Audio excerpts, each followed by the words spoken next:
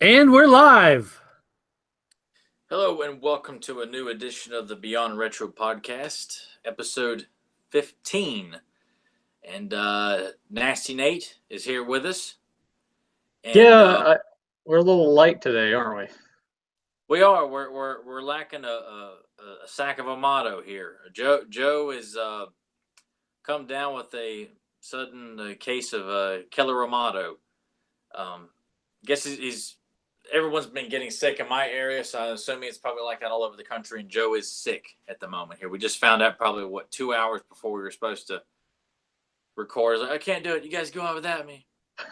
So Yeah, originally this episode was supposed to be about Stranger Things, and then we switched it, and then we thought about going back to Stranger Things, but then we ultimately decided that we want to have Joe here for that conversation because he seemed really, really excited about that episode. yeah, Kind it of, would and it would have made more sense, Joe, had we done the Stranger Things discussion when the show had just come out, when everyone was watching and talking about it, not months after it's released, Joe. and he's not here to defend himself, so I'll just sit here and Oh. laugh. So whenever Joe returns, and then if we had an idea for next week, but if Joe really wants to do Stranger Things next week, we'll do Stranger Things next week, and then get to the it discussion after that. But Yeah. I mean, he should but he give should be good to go for your Fans of Power episode on Sunday, right? That's the way he was kind of yeah, sounding. yeah, the power ship. Well, not, at this point, nothing's going to stop Joe from doing that because of the break we took. So Right. nothing's going to stop that short of throwing up and diarrhea or something like that, where he's constantly having to take the mask off to go to the bathroom, and you know so. But he'll be back for that, of course, this Sunday. But since this is mine and Nate's first outing with no Joe, um, figured it'd be a good time and we can always come back to this because I know Joe likes this film as well. So it's not like when Nathan's not here, we got to discuss Nathan stuff that Nathan doesn't like, and when Joe's not here, we got to discuss stuff that he doesn't like. No, no, no. We've got to find some sort of equal balance here because we all like this stuff. So there's other Rambo films to discuss. We can always go back to this one, of course. But me and Nathan are big fans of First Blood Part Two, and I got the idea last minute too, since Nathan had told me he'd just rewatched Part Two and Three as an homage to the woman in his life. So I was like, you know what? Nathan's freshly watched that. Let's just do Rambo. We're going to do it at some point anyway.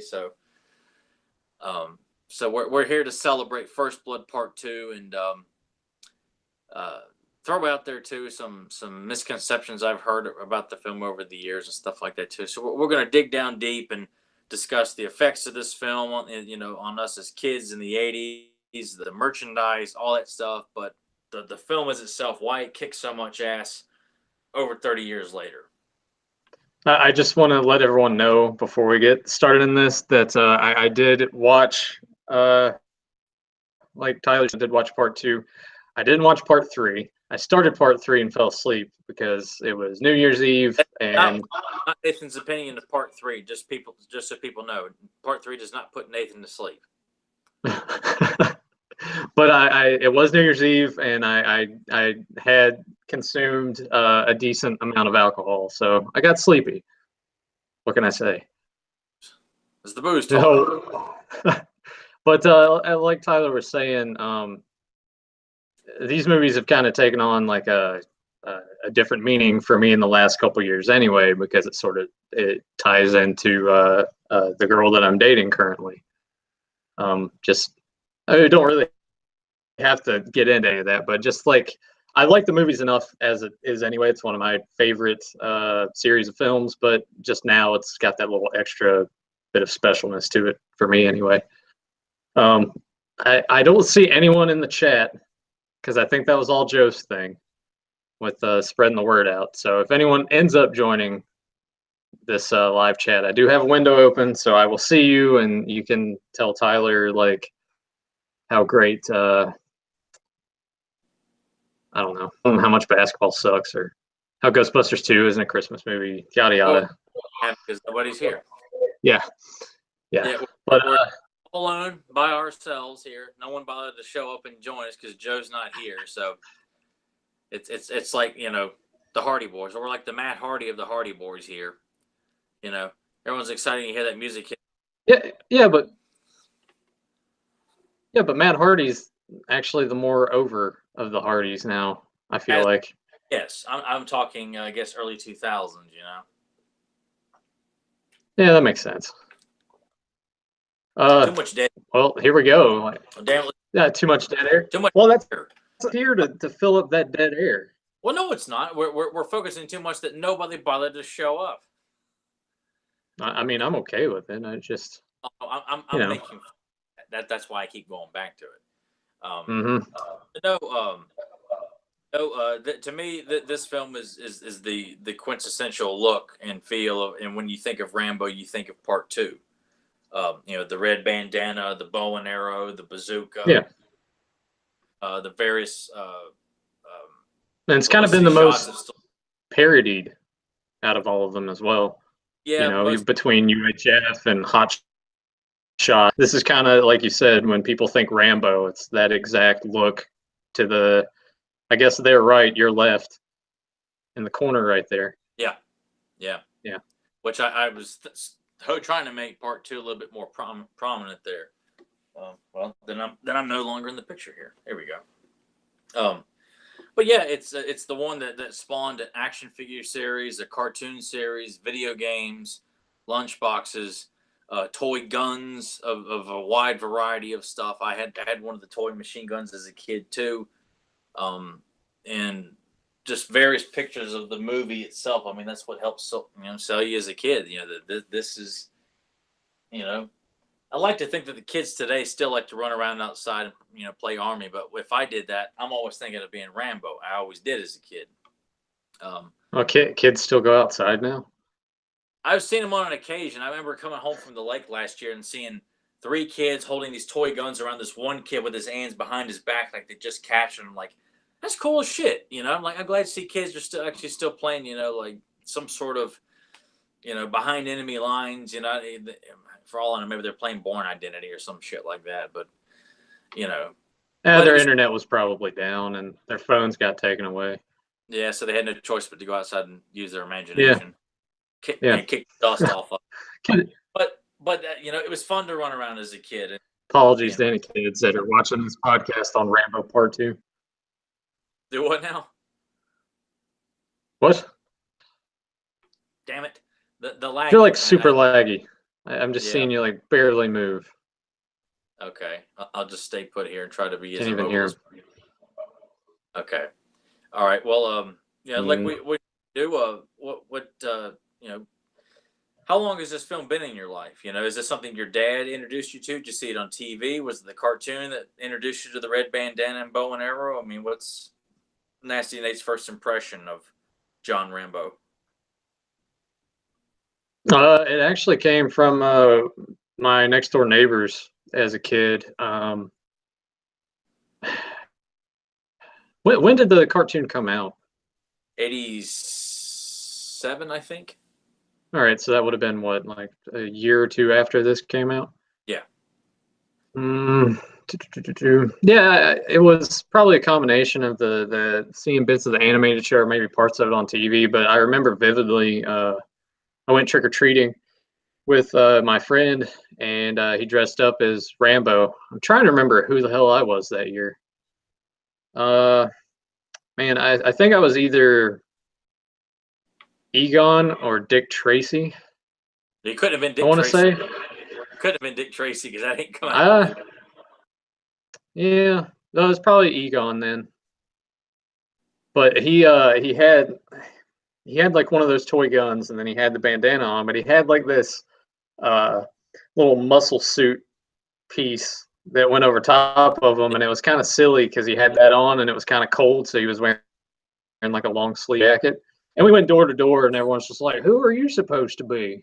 Like they, you know, if I would have been like their age, and I probably would have got it immediately. But that was probably my first exposure to Rambo. I'm sure at some point my dad probably HBO I don't really remember renting them as vividly as I do like the Van Damme movies and Seagal and all that stuff. So mine was probably through cable and Halloween. What about you? Through Rentals, that was a film that I remember seeing it more at my pawpaw's house, because that was my dad's side of the family was always big about renting movies, especially action movies and horror movies of the '80s.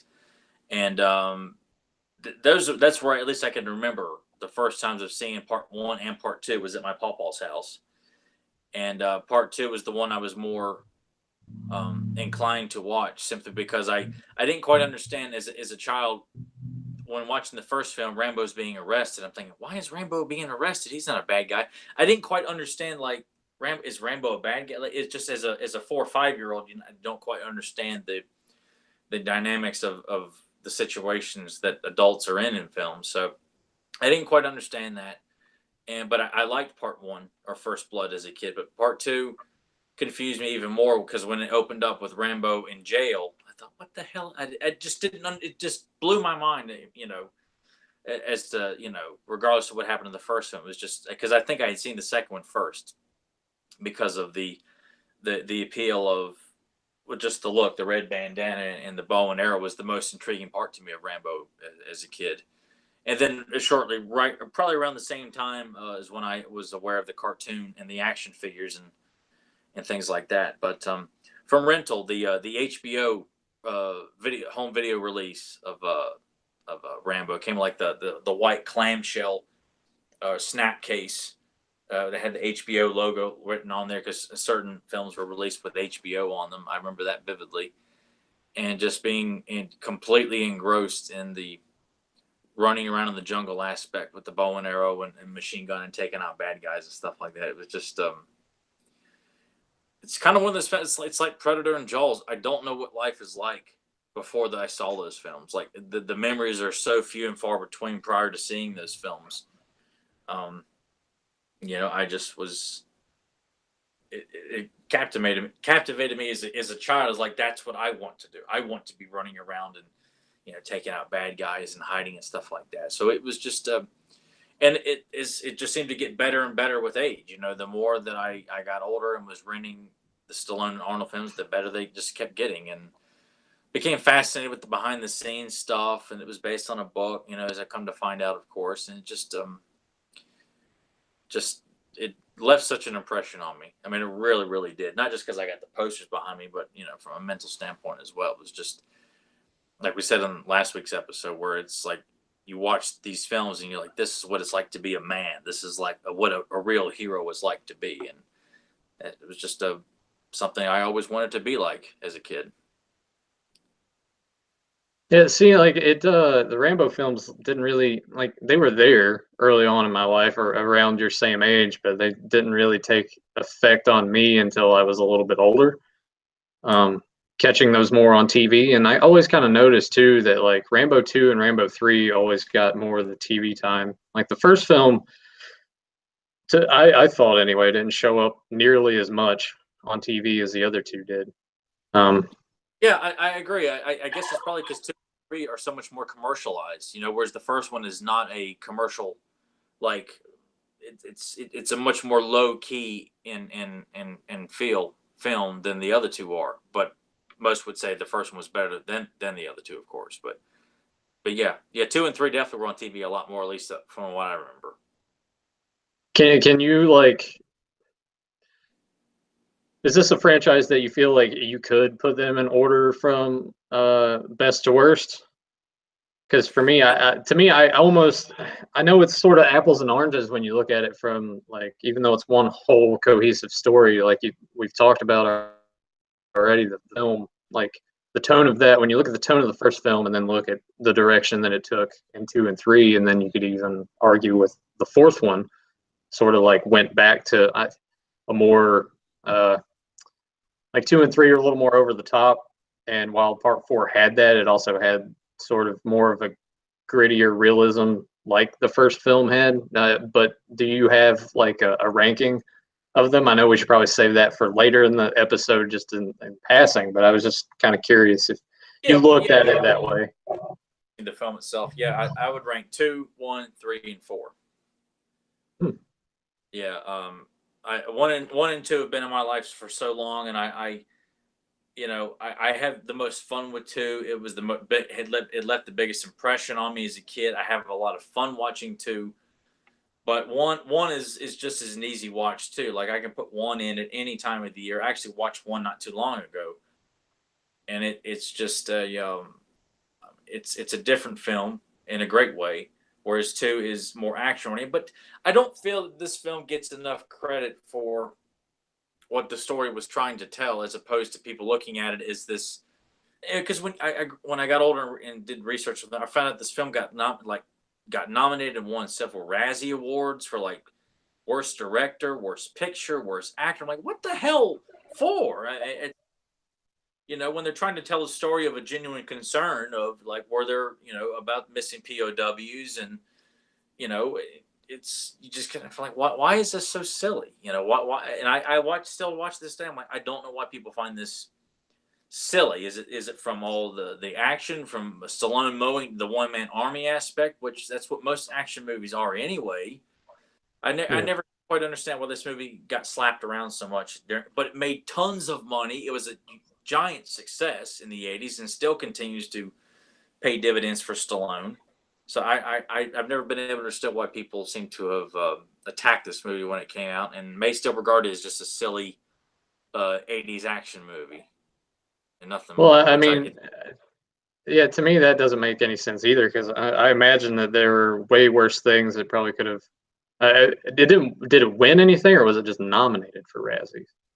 I want to say I thought it had won a couple of Razzies, but I've never quite used the Razzies as anything more as like if it was nominated. That alone, I guess, was its way of saying that these movies sucked. Because I think of movies that get nominated for Razzies were like Catwoman with Holly Berry and stuff like that. And I'm thinking this movie was lumped in the same kind of film defining awards as films like Catwoman and Showgirls, but Showgirls is better than Catwoman. But it's we can do that on the podcast someday too. What, Showgirls or Catwoman? Hell no, I ain't doing Catwoman. Hell no. Commentary on Catwoman coming here in February. Maybe when we do our Saved by the Bell discussion, we can do like a spinoff brief discussion on Showgirls and just kind of keeping it with Jesse Spanner. Yeah, I'd be all right with that. I don't think a whole episode dedicated to Showgirls would work as well. No, I don't think so either. I just want to see what your reaction would be. But I mean, we can do it one day. Commentary on Showgirls and Catwoman coming soon. that would be interesting, sitting around watching Showgirls, doing a commentary on Showgirls. But No, just be like, oh, hey, look at that. Ooh, look at that. Oh, it's that guy's ass. No. Yeah. Oh. But getting back to the movie, though, and two, obviously, the movie did something so well for the amount of knockoffs that came throughout the '80s, like the staple of. And Nathan owns a large collection of Red Brown films and a lot of kind of oddball '80s action films, and a lot of the covers have got some muscular guy holding a gun with the jungle behind him, or a bandana, or something that is clearly mimicking, Stallone's pose. And Well, I mean, even a lot of the plot points in those films are kind of the same. It's like, oh, here's the soldier. He's gonna go on a mission to rescue POWs. So, I mean, a lot of I can just see how that went now. It's like it came out and it made a shitload of money, and then all those other guys and those film companies like Canon and whatnot are just like, oh, we got to make our own cheap knockoff.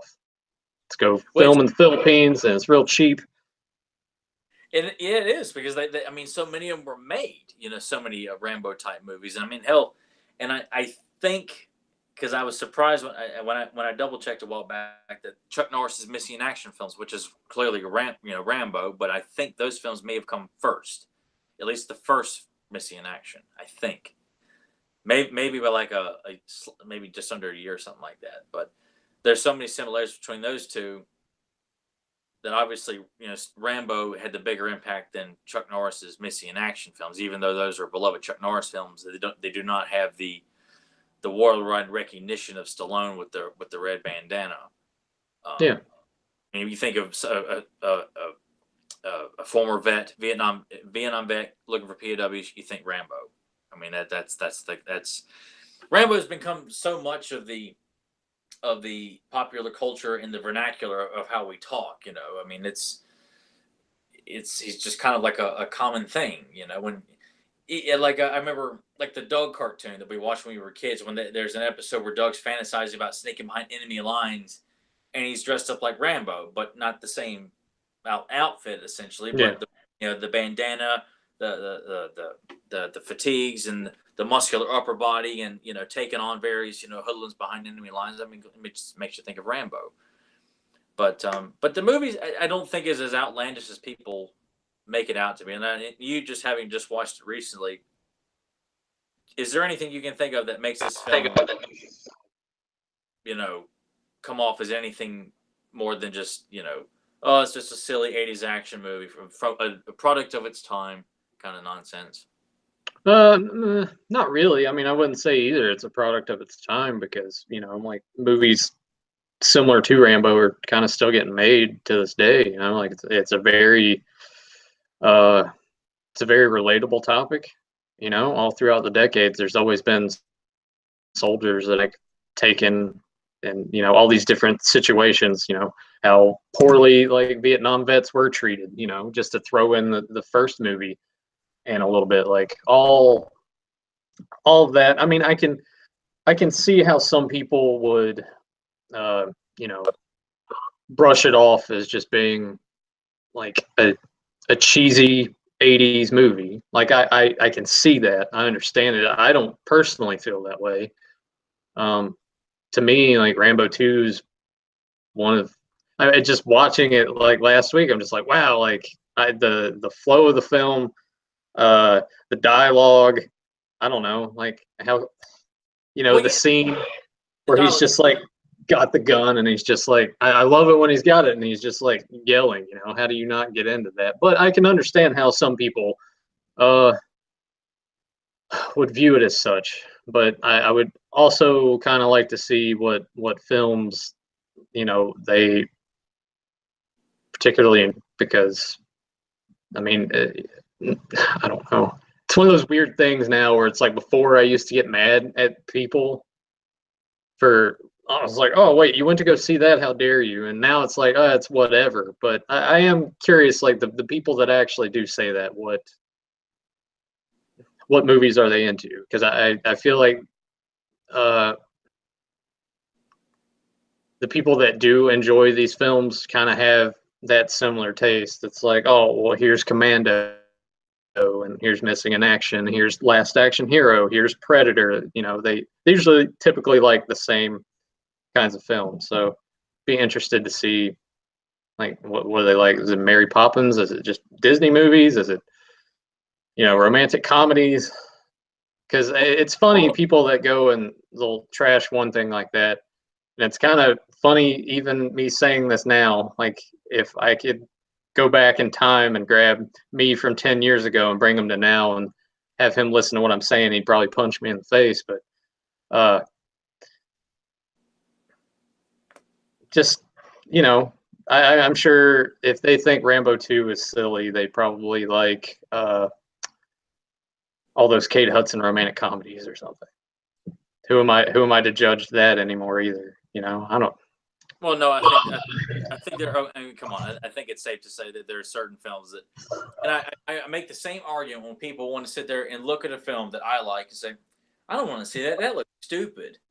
But if and they know that I love films, well, and I'll sit there and tell them, like, no, yeah, I'm really not interested in seeing it. You never get movies that try, Tyler. I ask him, did you see Star Wars? Any of them? No. Why? Well, I just really wasn't into those films. Bingo. It's just one of those things. It's all about taste, and that everybody likes to judge before. And it's gotten to where I'm like, you know what? There's a lot of films I can look at the trailer and say, I don't want to see that. I didn't need to see the new Ghostbusters remake to know it was going to suck. I didn't need to see, Justice League, uh, Batman, Superman, which I know there are some people who like that film. But there's certain films I just look at. I'm like, no, I don't need to see that. I just don't. So when like with Rambo, I'm thinking like, what is it about this film that people think is cheesy? What I mean, what is it? The situation is serious. There's nothing silly about something that was real, that was thought about in real life at that time. The whole issue of POWs being left behind in Vietnam, that our country was just neglectful and just chose to forget all about them, forget all the families who've lost sons and grandsons and daughters who were just left behind simply because, which I learned in high school, a lot more of a logical reason as to why. Because I remember when, I don't think you and I had the same history or 11th grade government class, but I remember being taught one of the biggest reasons behind, why our government chose not to pursue the POWs. So when that's addressed in the film, it makes sense, even though it's downplayed a lot more because you're upset that Rambo's been left behind. But having learned that, I'm like, that's what makes it such an interesting story here, is that it is something that this country actually was interested in, wondered about, not just from politicians, but the people themselves who lived in this country. And had we acted on it, what would have happened? And that's an interesting fact about this movie too, is that when oh, damn it,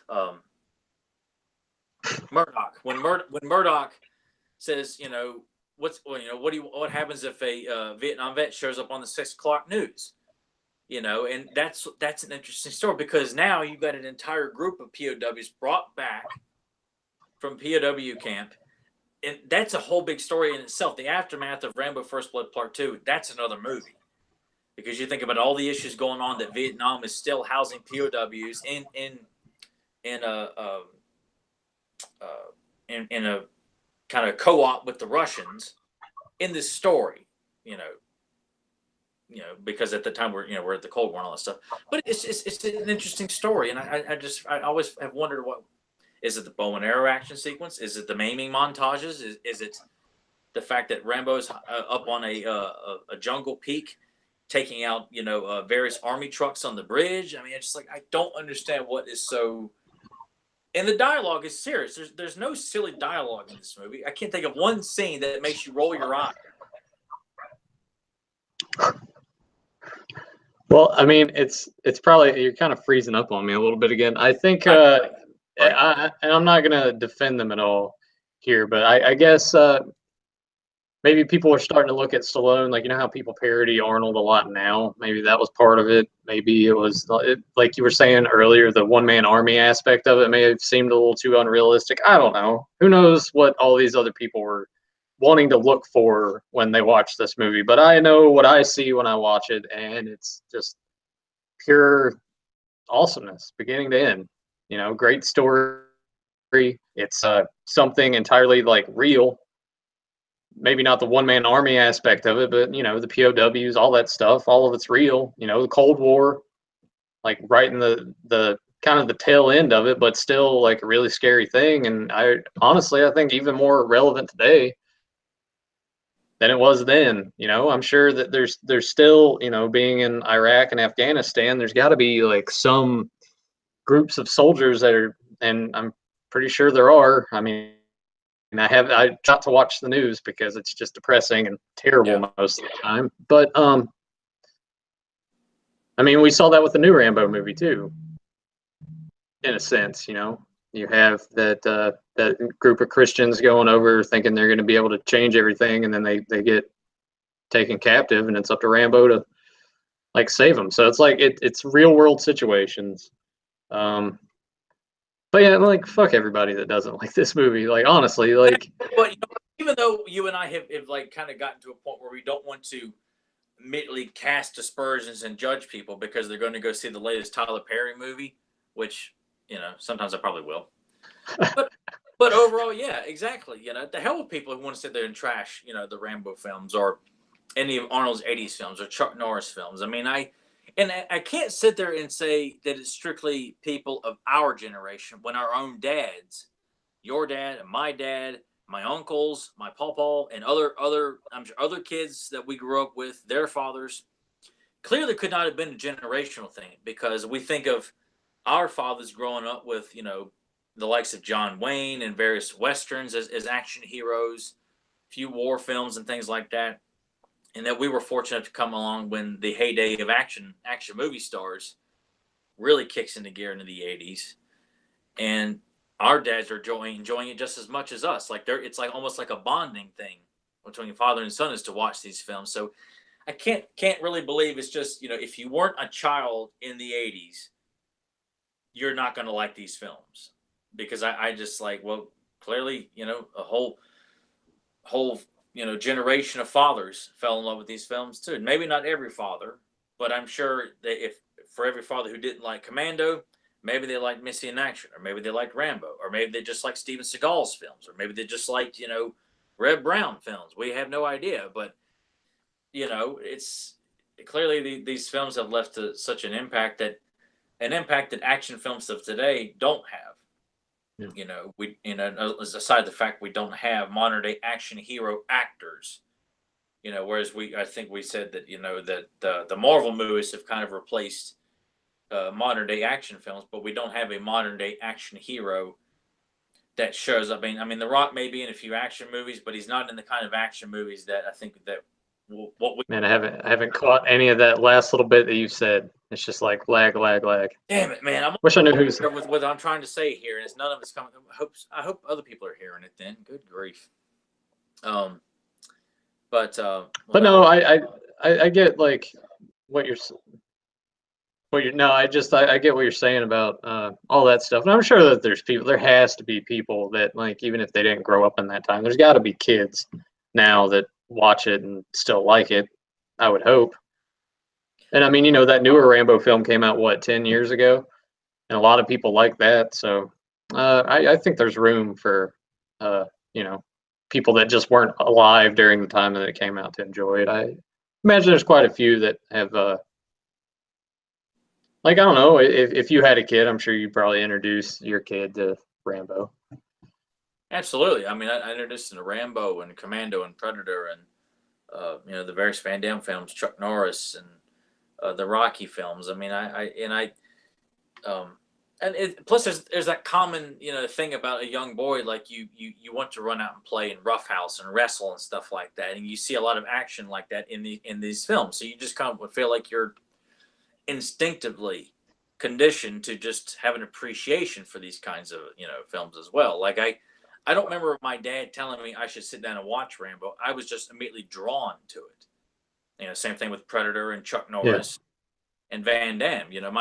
If anything, I chose to watch Van Damme. I was intrigued by Predator, and Rambo just stuck out to me. And same thing with Chuck Norris. Like, I wasn't influenced at all, but it just so happens my dad and a lot of my dad's friends were all fans of those films too. So it just, I dare say probably the the 90s had a lot of great action films as well, but I think as a decade as a whole, the 80s is untouchable given what we were given from the extent of how many guys were on the scene making action films. Even though Van Damme comes along at the tail end, so does Seagal. But when you've got Chuck Norris, Stallone, and Arnold, and Van Damme and Seagal at the tail end, I mean that's one hell of a decade of action heroes who are pumping out these movies every single year. I mean, and then you get into the 90s where you got these guys carrying over, and you got Wesley Snipes, and kind of coming in as well. It's just I mean, it's a shame. But it's a time and quality of film that I don't think will ever be duplicated. Not just because when I see that they make these modern films about everything that's about Afghanistan, I don't find those to be as interesting as something that has something to do with Vietnam or even World War II. I always, and plus, I guess having that link to the am I lagging at all to you? No, I've been adjusting some bandwidth stuff on my end, and it's been a little bit better. And before you keep going in here, I accidentally closed the chat window, but there are actually people in there. So we need to say hi to Eric and the Jake Juggalo, and of course JSP, as always. Thanks JSP for being there in the chat. Eric said, "Did you ever see the political ad with Reagan's head on Rambo's body?" from that poster. It was epic. We had it on the bulletin board in our kitchen for I had heard of that poster. I have not seen it, or which I quick Google search could in that, but yeah. didn't know. And I knew that Reagan was a fan of Rambo, which I always thought was quite cool as well.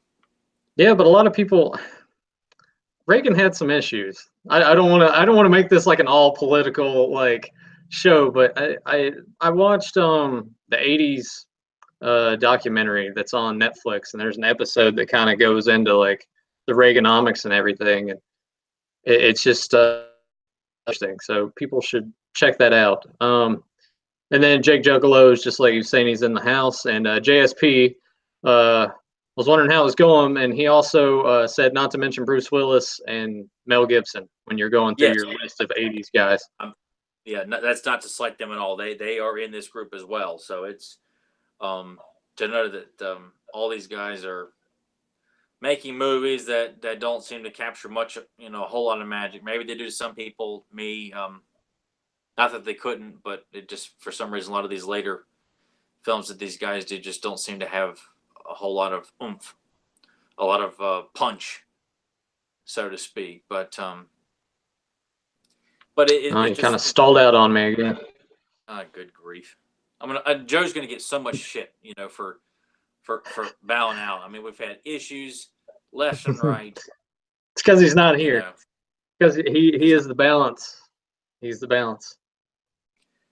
So anyway, but for the movie itself, I mean, to actually get down into the nitty gritty of this film here, what makes this film so memorable to you and I are, the portrayals of Rambo, the maiming sequence, which everybody knows, which I think be hard pressed to find a better shot in that film than when Rambo's hiding in the mud. It's because Joe's not here. All I see is you. Like, am I coming across to you pretty good? Yes, you are, because I was in the middle of discussing this movie, and you're looking at me shaking your head. That's because Joe's not here. I'm like, what the hell does that mean?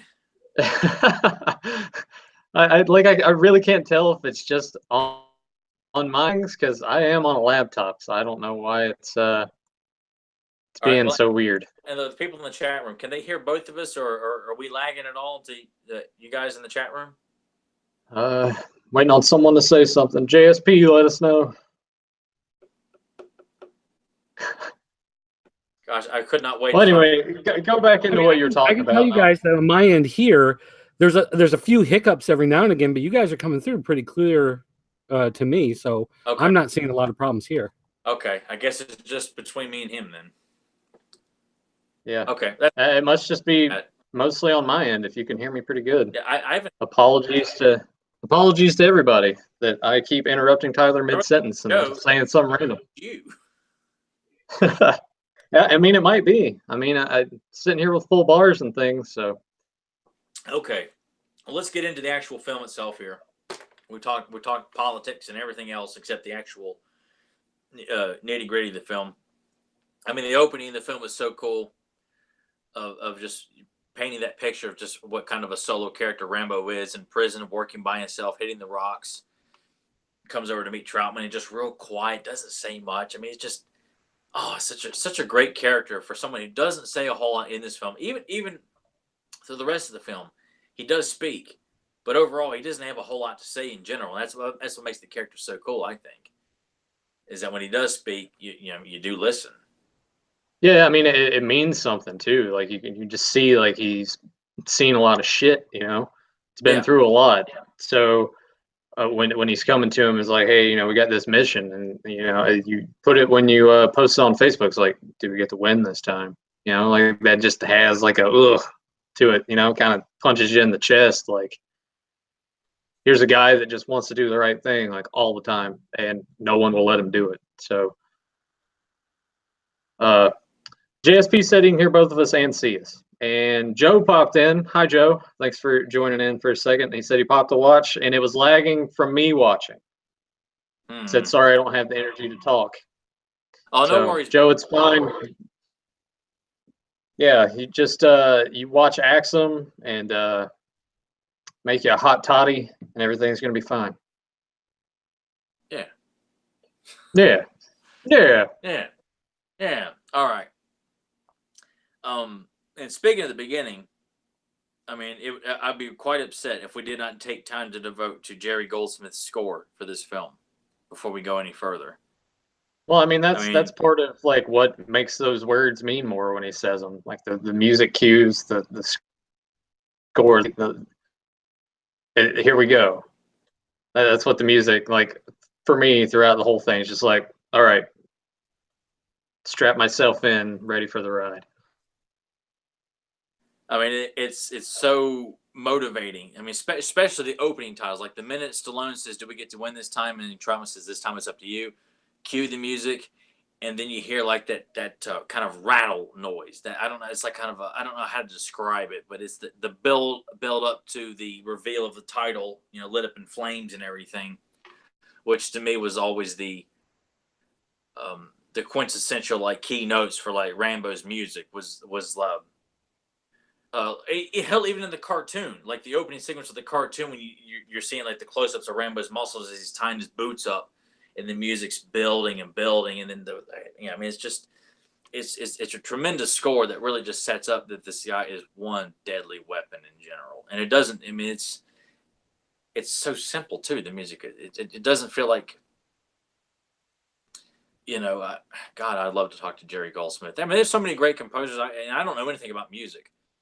But I would just love to ask him about how they came up with the ideas for something, especially this particular score. I could almost say this is Jerry's done so many great scores, from The Omen to Basic Instinct to the Burbs and the Gremlins and all the Rambo films, well, except for the fourth one, to just name some. And I mean, that Rambo score is probably I would probably say my favorite from this particular film. I find this to be, and his score for the third one is damn good too. But are you there, Nathan?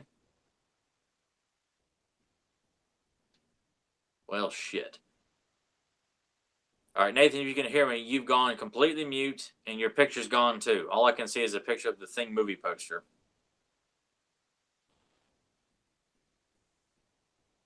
All right, well, while Nathan's trying to work his way back here, I guess I'll just continue to keep praising the hell out of the film here.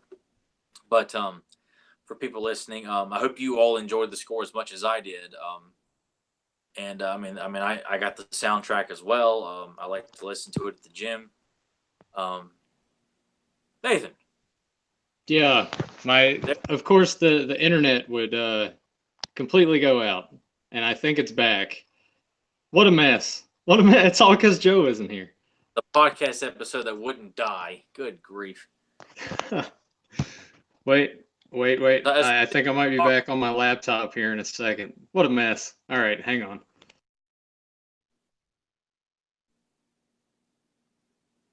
All right, well, Nathan left the call again here. All right, well, pardon the interruptions there, people. Okay, I guess I'm here all by myself, completely. Anyway, so, but to get back to the film, though, too, I mean, it's I really like Richard Crenna's Troutman too, and I liked him in all three films, especially this one. And even though he's pretty much kind of stationed at the military base, it's great to see that he's constantly fighting. He's fighting his own battle at the military base, while Rambo is actually in the field fighting another battle as well. And that's what makes Troutman such an interesting character too, is that he really does care about Rambo.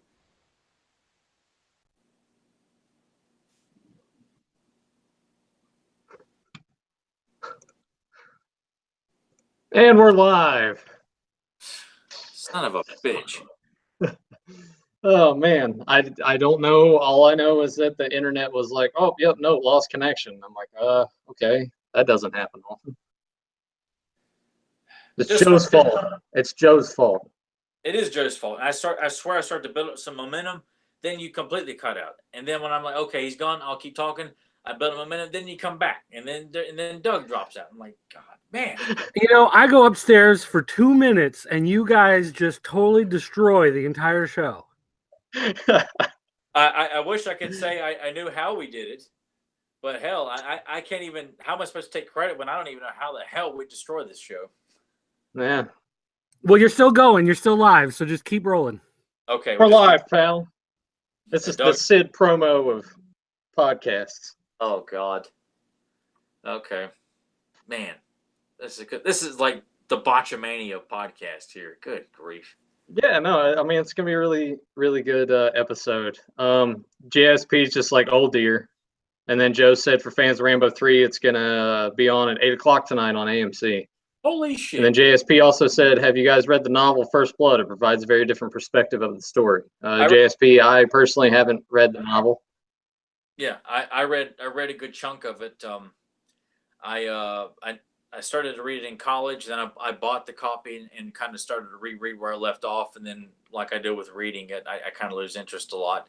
But I did find, of course, I'd done research about how different the book was before I read it. So I knew that Rambo kills the cops in the book, ultimately dies at the end of the book by Troutman, which I was glad that they made those conscious choices in First Blood, where Rambo doesn't kill a single cop, he just maims all of them, so that way he's doesn't come off as just a mindless killer who's been pissed off or who is pissed off, and that he doesn't die at the end of the film like Kirk Douglas originally wanted to do as well. But gosh, when you learn too that First Blood Part 2 is really supposed to be like a buddy film with John Travolta tagging along too. And you just like, man, how the hell would that have worked out? Because James Cameron worked on this script as well. I mean, it's an interesting story. It would have been interesting to hear more about that possible storyline with John Travolta and Stallone kind of doing like a buddy team up Rambo film going back to Vietnam and stuff like that. I guess probably from working on Staying Alive together. I guess that's probably how that connection worked. Ugh, Staying Alive. Yeah. Jesus. Well, all right. Well, since before we have a nuclear explosion on this podcast here, give me some of your top moments in the film. Like when if Emily were to ask you, what do you enjoy about Rambo? What are like the rapid fire things you would tell her that sells you on like why you like First Blood Part 2? Probably the one scene where the guy thinks he's got him cornered and everything, and he just like blows him to bits. Oh yeah, with the bazooka. Definitely the ending where he goes in and just shoots up everything and destroys it, and then dude's like pissing his pants, and Murdoch's pissing his pants, and he pulls out the knife and he tracks him down. And he's like mission accomplished and slams it on the table, like, and that's part of it. Probably the fight on the boat. Yeah, that's when the one guy's kind of like got him, and then he just like messes him up pretty good. Trying to think of like what else. I feel like you're looking at me now like I'm missing something. Like, how dare you? You just watched this. Why are you missing this part?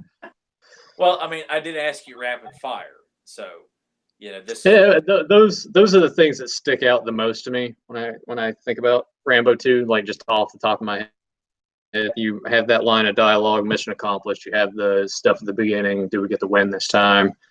Probably when he's captured and he's on the radio and he's like, I'm coming for you. Yeah. Kind of thing. Like, and then just wrecks everybody in that room. So, what about you? Is it mostly the same thing, or are there other stuff that I had missed? When I got older, I really grew to really appreciate the ending of Rambo coming in with the machine gun and just unloading on all the equipment. And just as a man, when you get upset, you often wish you could just unleash, some tension in the most, over the top way. No pun intended with talking about Stallone here. But just to be able to run and just unload all over the place, and knowing that Murdoch is in the other room, I mean, probably have shit his pants, pissed himself, on the brink of throwing up, and just waiting for those bullets to, just thinking that one of the bullets got his name on it. But it's just so epic with the music building is like when he gets out of the helicopter, he knocks the hell out of John Kreese, and just Troutman just kind of looks at him like he knows it's all right to go in there, and as David Morrell said, go in there and kick ass. Like he's kind of giving him his blessing to go in there, and you can do whatever you got to do to Murdoch. it's just that was so cool. And the music plays until he comes in and just unleashes and screams, and the bandolier bullets just finishing up. And the one of my most favorite moments, and it's a picture that's used when you do a Google search and you see a lot of images. It was on some of the DVD releases. But when Kobau was killed, and he buries her, and they when Murdoch and Trotman say, like you said, Colonel, he went home, and then it cuts to Rambo suiting up in the rain in the jungle, putting on a piece of her dress as a headband, putting on her necklace, and then is sitting by her grave, digging his fingers into the mud, kind of clenching them with just pure anger, and slowly grabs that bow and then stands up, and that music kicks in, and that he's got the God. That's a face I wish I could copy in various parts of my life, from whether it's at the gym or in traffic. Just a face where you make that face, people know to stay the hell away from you and get the hell away from you. It's just such an epic moment. Probably, hands down, I think my favorite moment of the entire film is him standing up from Coe's grave, and the music kicks in, the rain, and him just looking angry. So I want to kill all these sons of bitches in this movie here. From the Russians to the Viet Cong, he's gonna kill them all. And you buy it because of how angry he is. It's like, God, man, all I wanted was this beautiful Asian woman. By the way, how hot is Julia Nixon in this movie, man? She is absolutely stunning in this film. I mean, she's no Doublemint twins in part 4, but Well, I mean, I'm kidding about that, by the way, because the Doublemint twins aren't that attractive. But no, yeah, she's pretty hot. Oh God, yeah, she's smoking hot there. I mean, I think, yeah, she and I've seen her. She was in Sidekicks from our first episode of the podcast. But it just makes it all the more heartbreaking that this woman, she's falling for Rambo. She appreciates what he does and what he can be. And my God, man, the Vietnamese just take her out immediately. So that's the thing too, and Rambo's starting to have feelings for her too. Here's a person he genuinely cares about in this shitstorm of a world he's lived in these last few years. He doesn't really have much of anything else. Everything that transpired in the first film, to what he's going through now, for him to start to feel something that is closely, even remotely, to happiness. And that was a terrible sentence, but for him to feel that and for that to be taken away, going back to your point about that scene where the music kicks in, he buries her, and hand in the mud, and he's just angry and ready to destroy everything. I'm getting, as you're telling me about it, I'm getting running the thing in my head here, oh my God. Kick his door open and run outside with his toy gun that he had and just pull the trigger. And, oh God, what I wouldn't give to have that opportunity, because I've thought about that certain times in my life where I wish I could just go scare the hell out of somebody. It's like, yes, I took care of that. But yeah, that would be a quick way to get arrested these days. Oh God, yes. I wouldn't even dream about it. But it's still fun to fantasize what it would be like. As a man to have been wrong somehow, and you get to just scare the hell out of somebody, not hurt them or anything like that, but just make them feel like, what, I'll never mess with that guy again. But it's and you really believe, and because this movie's not really long, but you do buy that with their time together, that Coe and Rambo have this kind of it's not mentioned, it's kind of done in certain shots, like when she sees Rambo go into the camp, successfully bring out a POW, and she says it's supposed to be empty, and she sees just how well he handles himself and saves her in the camp too, puts an arrow one guard's head. And when they split up, she says, "You're not expendable, Rambo," and he just kind of nods at her, because she quickly has seen this guy. This guy's a really, great soldier. He's a good man, and he just kind of stops and looks for a second. And as a guy, you do a second look, you're intrigued. As men, we've all done that. You look at this like, gosh, he looks hot. Anyway, and then of course she sees him gets captured, and of course Rambo is moved by the fact that this woman risked her life to break into this camp and rescue him and get him out. So you buy that even though there's not a whole lot of like great romantic scenes in this movie, they don't have a whole lot of time together to get to know each other. It's all about um how they view each other in this situation. There's this common bond between the two of them. So you do buy that when they do share that kiss, and when she gets killed, that you buy that these two would have had a future together had they made it out, and which just amplifies the maiming sequence, which would lead into Nathan. Are you there? Yeah, no, I'm here. I switched it. I switched it to audio only. Maybe that'll help. I'm tinkering with shit, man. I'm listening to you though. I'm trying to make sure because I'm like, and then I stop because I think you're gone. And I'm like, yeah, we're all right. Well, you didn't mention this, the maiming sequence when he goes into action and he's hiding in various parts of the jungle, like coming out of the water, firing an arrow, and hiding in the mud. When that one Russian soldier steps in front of that big mud wall, and you focus on the soldier's face, and out of focus, and the in focus is Stallone's eyes. He opens it up, and Jerry's score kicks in. You're like, oh Jesus, and he grabs a holo and impales him with his knife, and it's just covered in mud, and just like, oh man, this could not get any cooler.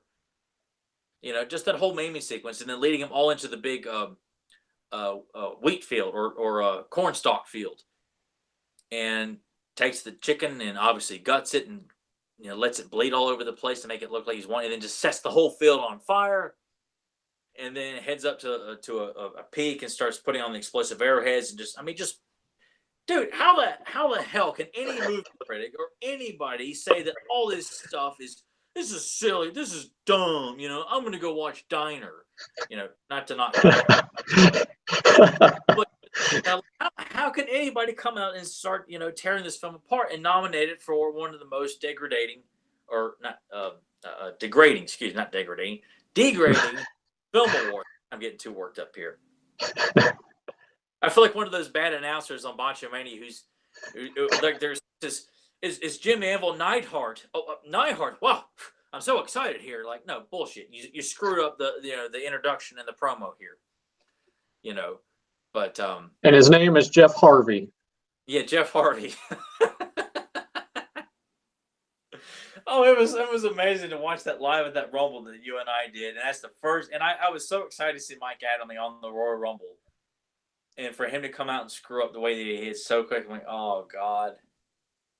I'm just glad that they took it and turned it into something. It's like, yeah, he screws up a lot and made that like his character out for him in the end, but it's rough going at first. But yeah, no, when Rambo starts just going through and just like destroying everything, like, yeah, like how could you not like that?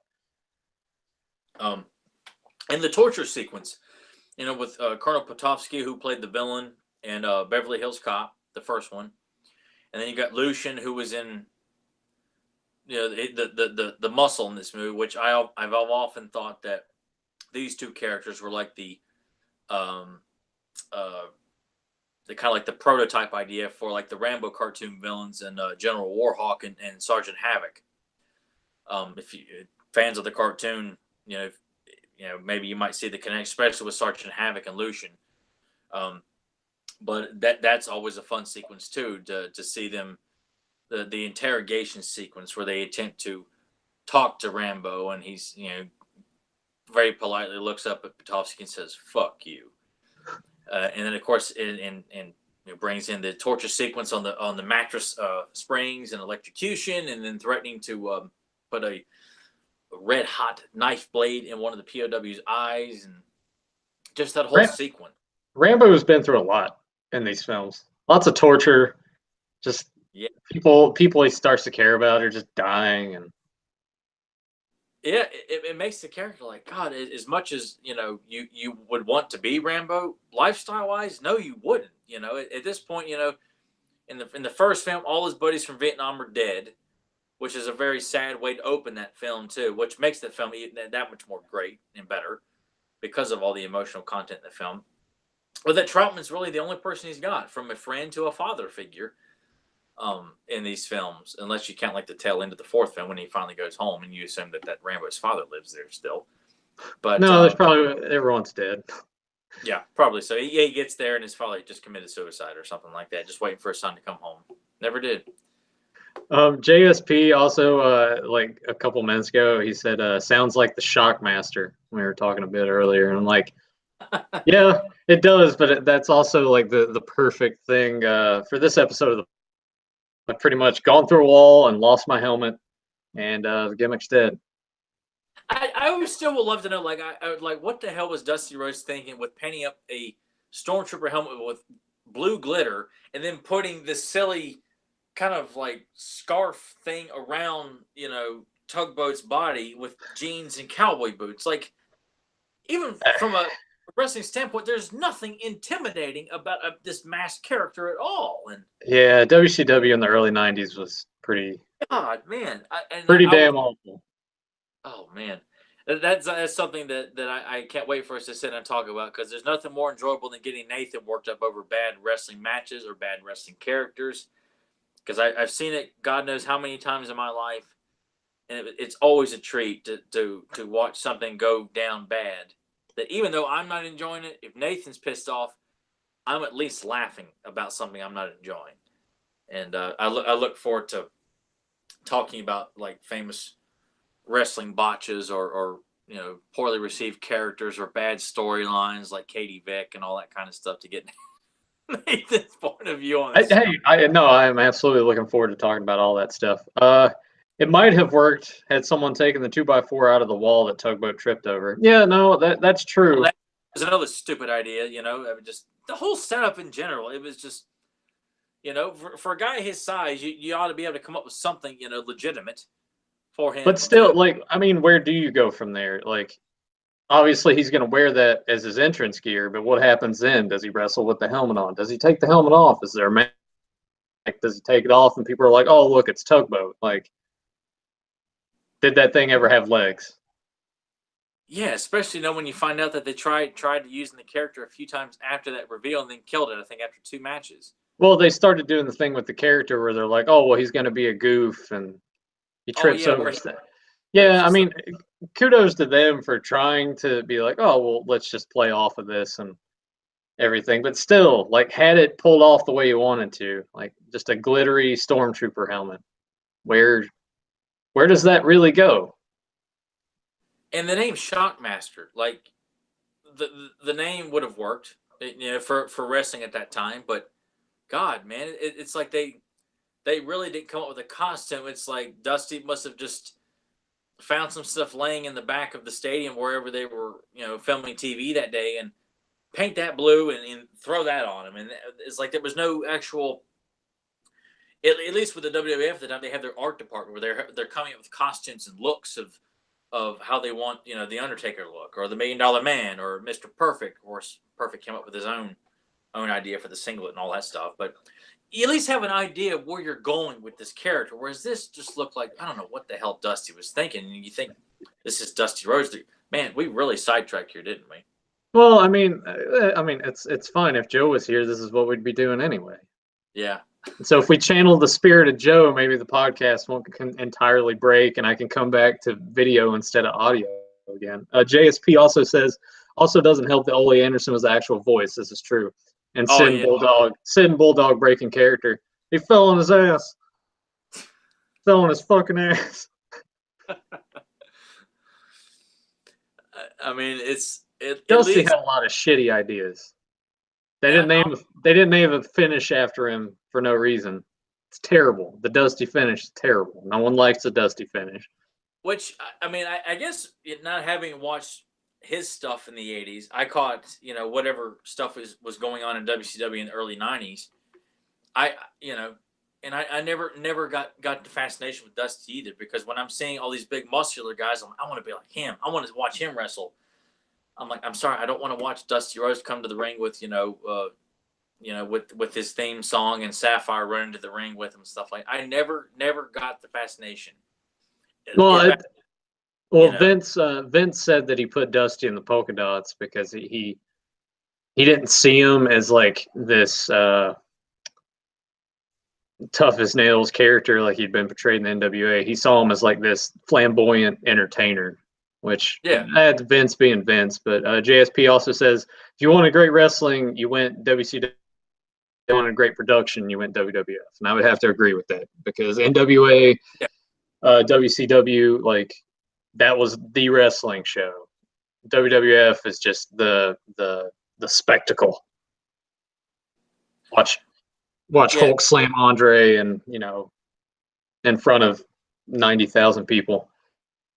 Which in his defense, Dusty had character and charisma. Absolutely, I'm not dismissing any of that at all. But to me, like, could you imagine like someone watching both, and you have Dusty like the Hard Times promo and just all that stuff, and then he shows up in WWF and he's like just dancing a lot, and wearing polka dots, and always got a manager now. Like I could see how discouraging that would be. As a kid, it didn't bother me at all, but looking back at it now, and I mean, Dusty didn't care. He was making money. Well, and he made it a very popular gimmick too. That the American Dream Dusty Rhodes with the polka dots, from the polka dot headband to the polka dot singlet. With the music, American Dream. I mean, we're still talking. I mean, here we are. You and I are talking about it right now. Let alone the people of our generation who associate Dusty Rhodes with the polka dot gimmick, as opposed to doing crazy commentary on WCW or being, the American Dream Dusty Rhodes, in the 80s, who was booking himself in the bunkhouse brawls and, coming up with Starcade and things like that, the genius behind creating Halloween Havoc and stuff like that. I think would you call that genius though? Well, some people maybe name and concept, but that one cage match where Abdullah the Butcher got electrocuted was pretty awful. Yeah, that was just because I remember they tried to mimic that same goofy ass idea to a certain extent in TNA, where they had the cage was supposedly electroshocked when the Dudley boys are in there, and if they touched it, they get electrocuted and all that stupid shit. So no, that. Yeah, but I guess people associate Dusty with being a genius booker in the mid to early 80s, and maybe even to the late 80s to a certain extent as well. But you almost kind of felt like, did he have a filter? Because he was so popular, and was I mean, he's beloved and cherished by so many people in the business who were, wrestling in the territories at that time. They always looked at Dusty as a very legitimate booker, a guy who was smart, a guy who could get heat on people. He was for the most part fantastic as a booker, and you can't really pin the whole Shockmaster thing on him either, because you had Ole Anderson, who was time as well. There's so many switch offs there. It's like Ole and that's Dusty, and then I think Ric Flair had some say for a while, and then you had Bill Watts and Jim Herd and all those guys. So it's not any. I think Dusty is the one that takes the credit for Shockmaster. But JSP also says it runs in the family, it seems. Look how Dustin and Cody made their gimmicks work. And that's absolutely true, too. Like, even though Cody hated the Stardust gimmick, he made it work. And even before that, when he was dashing, and he got a mustache, having a mustache over, for God's sake. So, and then Goldust, Goldust is timeless. Man, we really need to talk about wrestling on this podcast again at some point, because I really hate I missed that episode. Well, I mean, that was just touching the scratch of the surface. I mean, we were really just kind of talking about a couple of Choice Few Survivor Series matches in the Royal Rumble itself, and touching on Bobby Heenan. So, I'm sure now that Joe hears this, and I'm sure he sees how frequent. And I mean, see, that's the thing with Nathan. Nathan just. It's like how I can just spitball about He-Man. Like, you don't need prep. You just kind of start improvising conversation. And this is all improv. We had no idea we were going to start talking about Shockmaster and Dusty Rhodes. And well, I mean, props to JSP in the chat, too, for bringing this up, because it's a cool little side conversation. Yeah, I mean, it's fun talking wrestling. I mean, I'm a junkie. I mean, I listen to Bruce Pritchard's podcast, Jim Cornette's podcast. I love watching kayfabe commentaries. I mean, behind the scenes stuff about wrestling, I can sit around and spend all day just learning about the business, learning about how a Survivor Series matchup works. How does a Royal Rumble match work? How do you set up a War Games match? How long do you take to build up a heel? And at what point do you decide, okay, this is where the babyface will make his triumphant comeback at this pay-per-view, I mean, all this stuff. Hearing the stories about Damien the Snake attacking people, or messing in all over the locker room or in the shower and stuff like that. I mean, just stuff like that's fascinating to me. I'm actually more fascinated by the behind the scenes of how it works than a lot of times the matches themselves. Unless, of course, you put on like Perfect and Bret Hart at SummerSlam for the Intercontinental title, then I'm just all engrossed. Yeah, and unfortunately, isn't the same. Like I'm happy that the guys are healthier. They're not finding themselves in such bad habits like all those other guys that died prematurely. Yeah. But and they're way more athletic too. Some people don't like how it's sort of gotten a little more choreographed. I enjoy it a lot to a certain degree. I actually just watched Wrestle Kingdom 12 from New Japan yesterday, and that it was a exhausting show because they have like a little pre-show Royal Rumble kind of thing. But it's what the neat thing about that is you can be eliminated by going over the top rope and getting pinned in the ring. So that was a nice little twist. I feel like that's something that WWE should probably adopt just to sort of freshen up the Royal Rumble. But I feel like the closest you can get now to like older wrestling is probably New Japan, because WWE now is so overproduced, and while they have the talent, like most of the matches are just generally the same. They're laid out the same. They all stick to the script, and Japanese wrestling is kind of a lot different. JSP also says might also want to check out Wrestling Soup. Is that just like a YouTube channel, or I don't podcast? Maybe. It might be. Yeah. And then he also said Wrestle Kingdom, I need to get a New Japan membership. Yeah, I won't discuss the ways I went about watching the show, but after watching it and having watched the previous year's Wrestle Kingdom, I probably will get a membership when the money situation gets a little bit better. Do you want to jump back into Rambo, or do you think we should wrap it up here pretty soon? Or go ahead and wrap it up. We can go back to Rambo again. Like we can with all the other topics. when Joe's back with us as well. But I can't say it's, regardless of all the goofiness, we got to talk a lot of Rambo. We and thrown in a good fun wrestling conversation for people's ears as well. So, it's the Shockmaster equivalent of an episode. Like it's like, oh my God, what happened?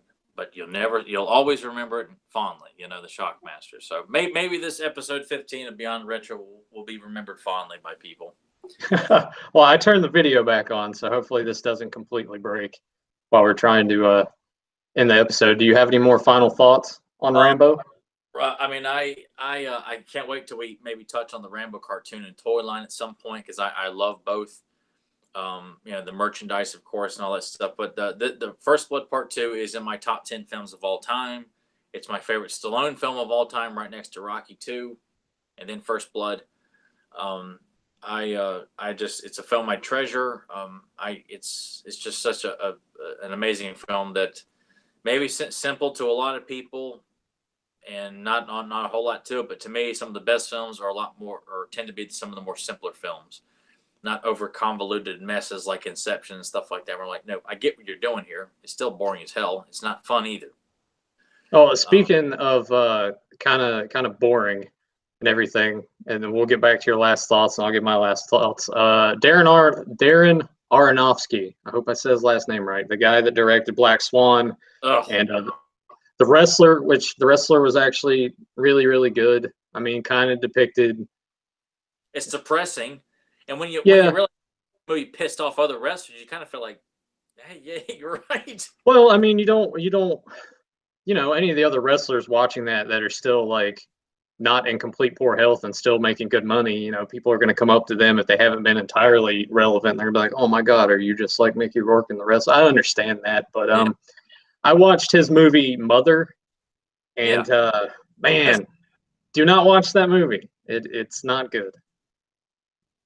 It's not good. Like, obviously, visually looks fantastic, but the story drags. And I know when you're talking about Inception, like I know what you're trying to do with this film. I knew what it was trying to do. I just didn't. When it ended, I'm like, oh man, I wasted all of my fucking time. It does this thing where, and once again, I get it. He's focusing on Jennifer Lawrence. Like it's basically just like head to about right here. And every time you see her throughout most of the movie, like that's how they frame her when she's talking or whatever. And I'm like, can you just zoom out a little bit? But I know it's done for effect to make you like anxious and everything, but I'm just like, it was more annoying for me than it made me feel anything else. So don't watch Mother. JSP also says Wrestling Soup is a podcast every Thursday. Cool. I'll have to check that.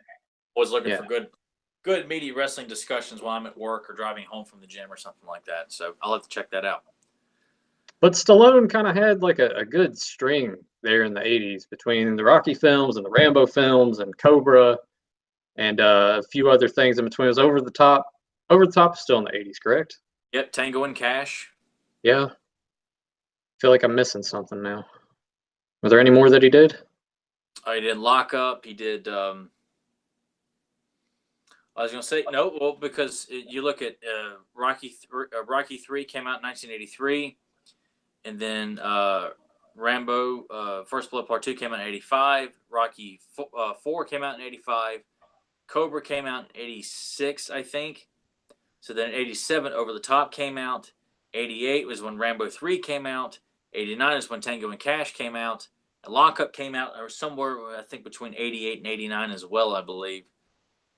So you look at his body of work in the 80s, man. He was pumping out the action films.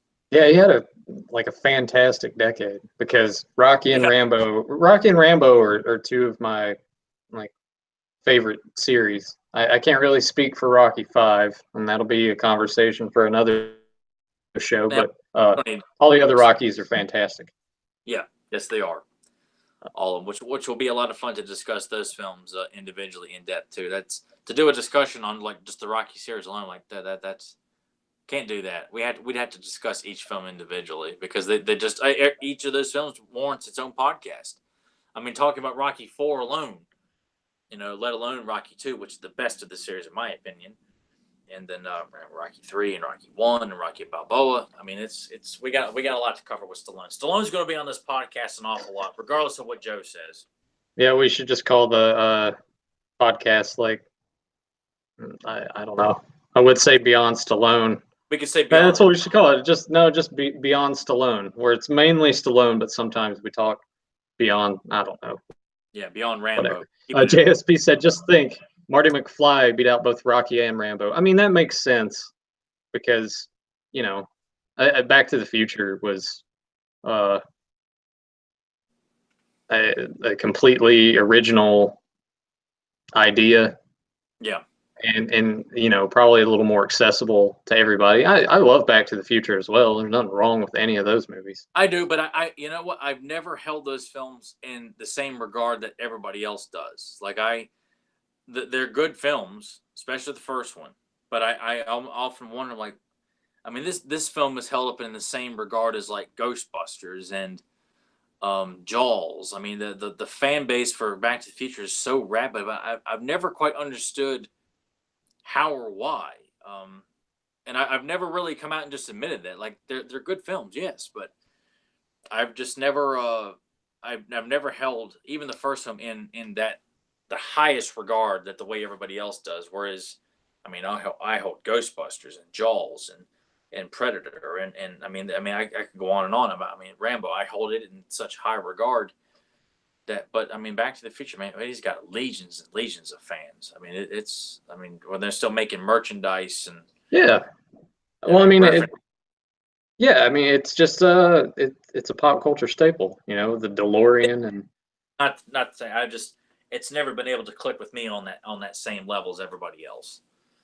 So, but yes, Rambo will be returning to this podcast. We're not sure which film we'll tackle next when we do another Rambo. We may do the first one. We may do Rambo 3. I'd imagine it's probably be one of the other two 80s films, and not necessarily Rambo.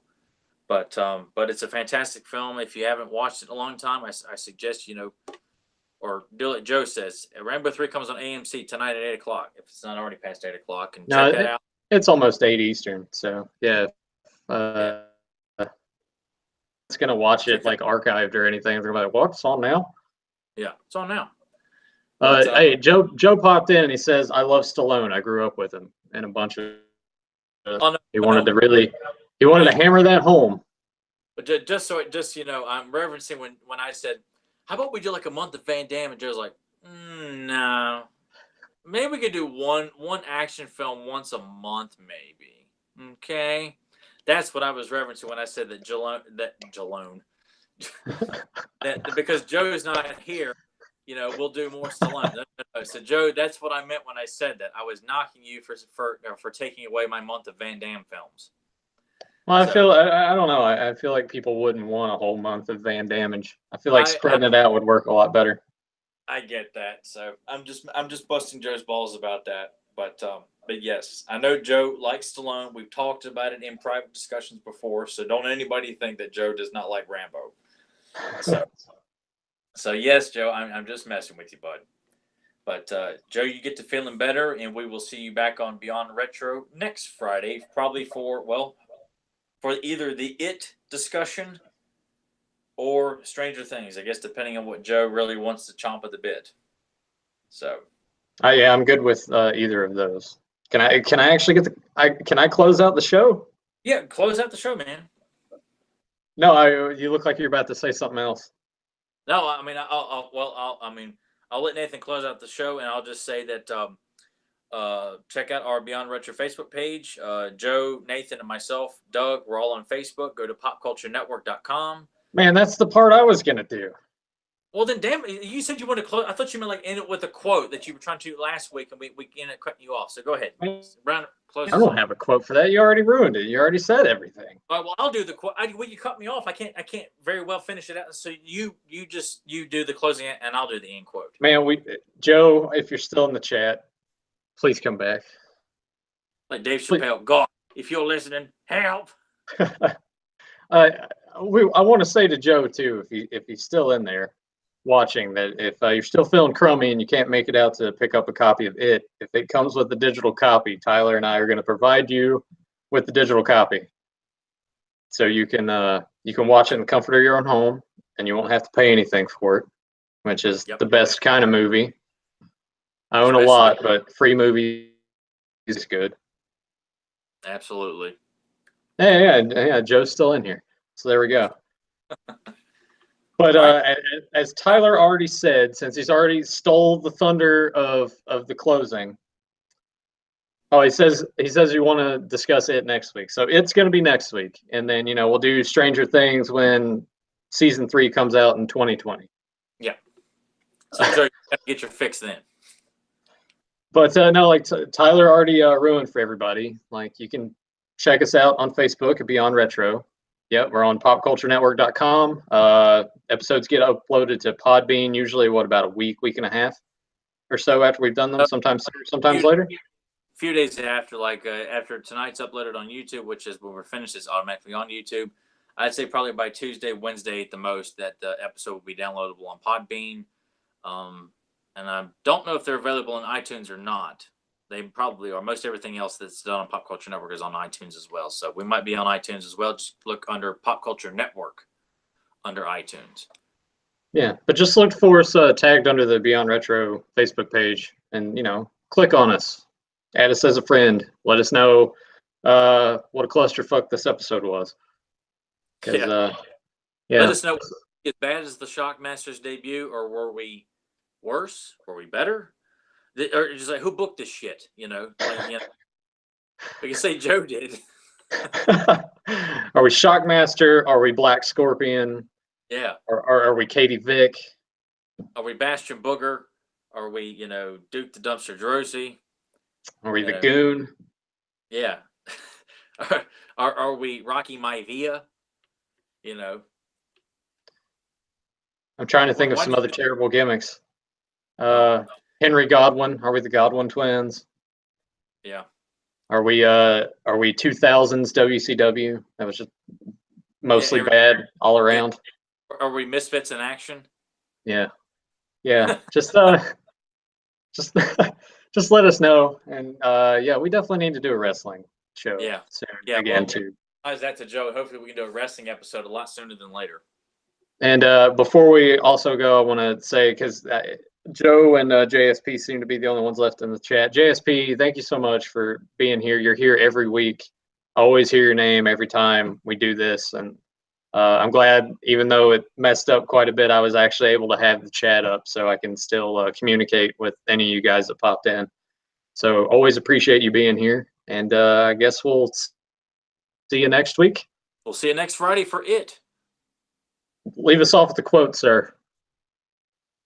Oh, damn it. I'm drawing a blank Put him on the spot. Yeah. Oh, wait. I'm drawing my inspiration here. I got it. I'll take my cook back, asshole. And there you have it. See you guys next week. Later.